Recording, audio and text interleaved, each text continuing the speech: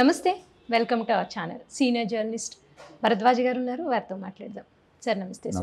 Sir అయితే భారీ అంచనాలతో రిలీజ్ అయిన పుష్ప 2 సినిమాలో ఒక డైలాగ్ ఇప్పుడు చాలా వైరల్ అవుతుంది సార్. అదేంటంటే ఎవడ్రా బాస్ ఎవడికిరా బాస్ అని. అది మెగా ఫ్యామిలీని ఉద్దేశించి అన్నారు అల్లు అర్జున్ అనేది బాగా వైరల్ అవుతున్న న్యూస్ సార్. ఇప్పుడు దాని మీద చాలామంది మాట్లాడుతూ ఉన్నారు. సో నిజంగానే మెగా ఫ్యామిలీని ఉద్దేశించి అంటారా, లేకపోతే సినిమాలో ఆ డైలాగ్ అలా వచ్చింది కాబట్టి ఆయన అలా మాట్లాడారు అంటారా?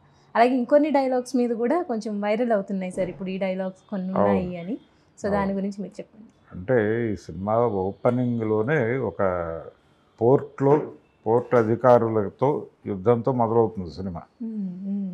ఆ సన్నివేశంలో తన సరుకు దొరికిపోతుంది. అక్కడ తను తీసుకెళ్ళినటువంటి సరుకు అనుకోకుండా ఓపెన్ అయ్యి దొరికిపోతున్న సందర్భంలో ఆ అధికారులతో ఘర్షణ పడతాడు. ఈ ఘర్షణ పడ్డప్పుడు మా బాస్ వస్తాడు, అతను వచ్చి డిసైడ్ చేస్తాడని అక్కడ ఒక అతను మాట్లాడితే అక్కడ అతనికి కౌంటర్గా చెప్పే డైలాగ్ ఇది. ఎవడరా బాస్ ఎవడికిరా బాస్ అని చెప్పి అంటూ దాని ఎక్స్టెన్షన్లో ఆ బాస్కే కాదు, వాడి కొడుక్కి వాడి తమ్ముడికి కూడా నేనే బాస్ని అంటాడు. ఇది ఈ బిట్వీన్ ది లైన్స్ ఎవరై ఉండొచ్చు అనేది. అంటే ప్రతి డైలాగ్ని ప్రస్తుతం దాన్ని చిత్రిక పట్టి జాగ్రత్తగా పరిశోధన జరుపుతున్నారు. ఒక రీసెర్చ్ ప్రోగ్రామ్ నడుస్తోంది ప్రపంచంలో. ఇప్పుడు ఎలా తయారైందంటే పరిస్థితి, ఎవరి ట్విట్టర్ అకౌంట్లో నుంచి అయినా ఎవరైనా సరే, లేదు ఎవరి సోషల్ మీడియా ఎనీ ప్లాట్ఫామ్ వాళ్ళ అకౌంట్లో నుంచి ఎవరినైనా అన్ఫ్రెండ్ చేసినా, లేదు డిలీట్ చేసినా, లేకపోతే వేరే వాళ్ళతో తాను దిగినటువంటి ఫోటో డిలీట్ చేసినా, అది ఏ కారణం చేత చేసినా కానీ ప్రపంచం వెంటనే వాళ్ళిద్దరి మధ్య ఏదో గొడవ ఉంది అనేది ఒక కథనం రాసేయటం అనేది మొదలైపోయింది. అంటే న్యూస్ కుకింగ్ అనేది పెరిగింది. వార్త అనేది అది ఒక ఇన్సిడెంట్ జరిగితే దాన్ని రిపోర్ట్ చేయటం కాదు, మనమే పరిశోధించి వార్తలు తయారు చేయటం అనే కార్యక్రమం మొదలైపోయిన తర్వాత ఇవన్నీ కూడా వీటన్నిటి మీద ఒక జర్నలిస్టిక్ నిఘానేత్రాలు మొదలైనవి. ఈ నిఘానేత్రాలు మొదలైనటువంటి క్రమంలోనే బిట్వీన్ ది లైన్స్ స్టోరీస్ కూడా వచ్చేస్తున్నాయి మనకి. ఇతను ఈ మాట ఇక్కడ ఎందుకు మాట్లాడి ఉంటాడు అనేది ఒక కథనానికి ప్రాతిపదిక. ఉదాహరణకి మొన్న మట్కా సినిమా ప్రీ రిలీజ్ ఈవెంట్లో వరుణ్ తేజ్ మాట్లాడుతూ నా అభ్యున్నతికి మా పెదనాన్నగారు అలాగే పవన్ కళ్యాణ్ కారణం, వారే నాకు ప్రేరణ, వారికి ఎప్పుడూ కృతజ్ఞుడినై ఉంటాను అని చెప్పాడు ఒక మాట. అక్కడ వరకే కాంటెక్స్ట్, అంతకుమించి ఏమీ లేదు. అతను ఎవరిని విమర్శించలేదు, ఎవరిని ఇంకెవరినో బయట వాళ్ళని లింక్ చేస్తూనో ట్యాగ్ చేస్తూనో మాట్లాడలేదు. చాలా ఓపెన్గా తన ఫ్యామిలీలో తనకి ఇన్స్పిరేషన్ ఎవరి ద్వారా ఈ ఇండస్ట్రీకి వచ్చాను అక్కడ వరకు చిన్న ప్రవర లాంటిది చెప్పుకున్నాడు అతను.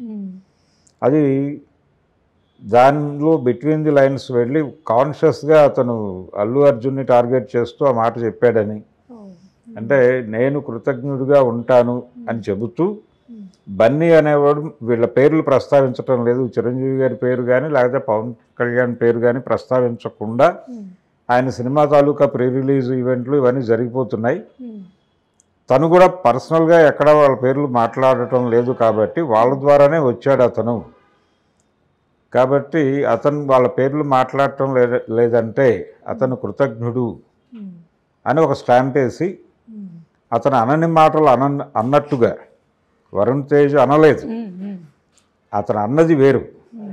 కానీ బిట్వీన్ ది లైన్స్ వాటి ద్వారా డిరైవ్ చేసి ఈ అర్థాన్ని దానికి ఆపాదించి ప్రపంచంలో ప్రచారంలో పెట్టేస్తున్నారు. ఇది జరుగుతోంది. అలా ఈ బిట్వీన్ ది లైన్స్ జర్నలిజం మొదలైన తర్వాత ఏదైనా వార్త షేప్లోకి వచ్చేస్తోంది. అలాగే ఈ సినిమాలో ఆ ఫైట్ సీన్లో అతను వాడిన డైలాగు, దీనికి కొన్ని ప్రాతిపదికలు, అంటే ఒక శాస్త్రీయమైనటువంటి చూడగానే నిజమేనేమో అనిపించేటువంటి ఒక కథనం ఉంటుంది. ఆ కథనం ఏమిటంటే, బాస్ అనగానే ఇండస్ట్రీ తెలుగు సినిమా పరిశ్రమకు సంబంధించినంత వరకు బాస్ అనగానే చిరంజీవి రిలేట్ అవుతాడు కాబట్టి ఎవడరా బాస్ ఎవడికిరా బాస్ అన్నప్పుడు ఈయన చిరంజీవిని కూడా కేర్ చేయటం లేదు అనేది కదా ప్రస్తుతం బయట జరుగుతున్నటువంటి ప్రచారం. దాంతో ఈ డైలాగ్ రిలేట్ అయిపోయింది ఆటోమేటిక్గా, ఎవడరా బాస్ ఎవడికిరా బాస్ అనేది. దాంతోపాటు నీ బాసే కాదు వాడి కొడుకు తమ్ముడు కూడా వాళ్ళిద్దరికి కూడా నేనే బాస్ని అంటాడు. అంటే రామ్ చరణ్కి పవన్ కళ్యాణ్కి కూడా నేనే బాస్ని అని అల్లు అర్జున్ చెప్పినట్టుగా దాన్ని అలా రిలేట్ చేసి మాట్లాడేస్తున్నారు, వ్యాఖ్యానాలు చెప్పేస్తున్నారు. అది నడుస్తోంది, సర్క్యులేట్ అవుతోంది. యాక్చువల్గా సీన్లో డైలాగు అక్కడ ఒక పోర్ట్ ఆఫీసర్కి ఇతనికి మధ్య జరిగే కాన్వర్జేషన్ అది. దాన్ని ఇలా పట్టుకొచ్చి మాట్లాడుతున్నారు. దానిలో ఇంకా చాలా అలాంటి డైలాగులు చాలా ఉన్నాయి. పావలా అనే సందర్భం ఒక డైలాగ్ ఉంది, అది కూడా పవన్ కళ్యాణ్కి రిలేట్ చేసి మాట్లాడుతున్నారు. అలాగే భార్య మాట విని పనిచేసే వాళ్ళు ఎప్పుడు గొప్పవాళ్లే అన్న టోన్లో 2-3 డైలాగ్స్ ఉన్నాయి. అది తనకి తాను ఇచ్చుకున్నటువంటి కితాబుగా, అంటే ఆయన మధ్య నంద్యాల శిల్పారావి ప్రచారానికి వెళ్ళటం అనేది బన్నీ వైఫ్ స్నేహ ప్రోద్బలంతో జరిగింది అనేది ఒక స్పెక్యులేషన్ ఉంది. దాన్ని జస్టిఫై చేసుకోవడానికి ఆ డైలాగ్ పెట్టాడని, దాంతోపాటు మాజీ ఆంధ్రప్రదేశ్ ముఖ్యమంత్రి జగన్మోహన్ రెడ్డి గారు కూడా భార్య విదేశీయుడు అనేటువంటి ఒక ప్రచారం ఉంది. ఈ కాంటెక్స్ట్లో ఆయన స్ట్రెంగ్త్, ఆయన వైఫ్ అనే విషయాన్ని ఎస్టాబ్లిష్ చేస్తూ కూటమి నాయకుల మీద దాడి చేయటం, అంటే కూటమికి వ్యతిరేకంగా అతను పనిచేస్తున్నాడు అనేది ఎస్టాబ్లిష్ చేయటం వీళ్ళ ఉద్దేశం. అంటే యాంటీ జనసేన, యాంటీ టీడీపీ అనేది ఎస్టాబ్లిష్ చేయటం ఈ ట్రోలర్స్ ప్రోగ్రామ్. అల్లు అర్జున్ అలా ప్రొజెక్ట్ చేయాలి, అలా పోర్ట్రైట్ చేయాలని వీళ్ళు అనుకుంటున్నప్పుడు ఈ డైలాగ్ వాళ్ళకి ఉపయోగపడింది. అంటే ఈయన జగన్ని పొగుడుతున్నాడు, పవన్ కళ్యాణ్ మీద ఒక విమర్శ ఉంది ఆల్రెడీ. ఆయన విడాకుల మీద రకరకాల చర్చలు జరిపాడు గత ముఖ్యమంత్రి జగన్మోహన్ రెడ్డి గారు. కాబట్టి భార్యల్ని గౌరవించటం, భార్యని తగిన ప్రాతినిధ్యం ఇవ్వటం, వారి మనసులో మాటని గుర్తించి దానికి విలువనిచ్చి దానికోసం ఏం చేయడానికైనా సిద్ధపడటం అనే దిశగా ఈ సినిమాలో పుష్ప క్యారెక్టరైజేషన్ ఉంటుంది. దాన్ని కోట్ చేస్తూ చెప్పే డైలాగ్ అది. కాబట్టి ఆ కాంటెక్స్ట్లో పవన్ కళ్యాణ్ మీద దాడి ఇవన్నీ కూడా ఆపాదిస్తున్నారు. ఇవన్నీ కూడా ఆపాదించడానికి స్కోప్ ఉంది అక్కడ. ఆ స్కోప్ వీళ్ళు తీసేసుకుని దాడి మొదలు పెట్టేశారు. నేరుగా తను అనలేదు.